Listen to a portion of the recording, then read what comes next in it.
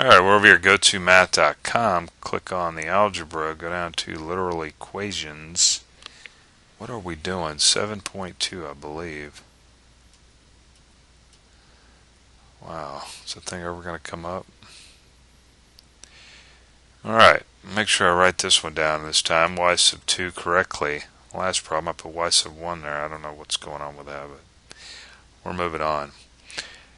Okay, so we got the same thing, so we've got an x, got a y sub 2. Can we remember all that? Solve for x in this problem. Let's do it. So solve for x. Alright. So we got x plus x of 1 over 2 plus y plus, for some reason, y sub 2. Who knows why? And there's a reason why I'm saying that, because you're probably like, well, what difference does it make? Well, anyway. And then I think we got an ax. We got a little crooked there on that, didn't we? Here, let's straighten that up. For crying out loud. We've got a virtual eraser. Let's do it. I'm not sure that's any better. Alright. Let's get rid of these 2's. That's going to be the first thing I do. And that means I'm going to multiply everything by 2. And once again, I didn't really allow myself much room there. Now the 2's are going to cancel out, so we have x plus x of 1 plus y sub 2 is equal to 2 times ax. Right? This way we don't have to deal with fractions. Yeah, those are nasty. Alright, what are we going to do here? We got 2 times a times x. Let's take this x over to this side. So we're going to march him right over there. We're going to do that. And since it's a positive coefficient, when we take it over here, it becomes negative. So now we have x of 1 plus y sub 2 is equal to 2a times x minus x. Look at that. I don't know. Have we talked about factoring? Probably not. I don't know if we have or not, but I guess you'll learn. So there's an x, and we're going to pull it out. I think maybe you're supposed to know that by the time we do this. I'm not sure. Maybe not. We'll get to it.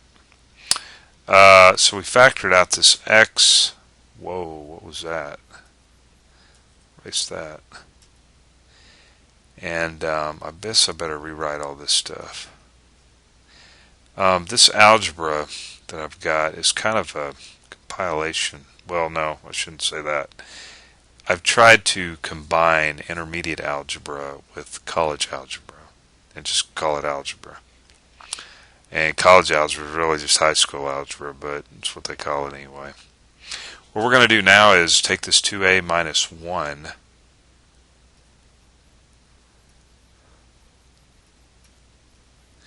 and of course you're more than likely watching this from some other country other than the US, and you might have done this when you were like 3 years old. I don't know.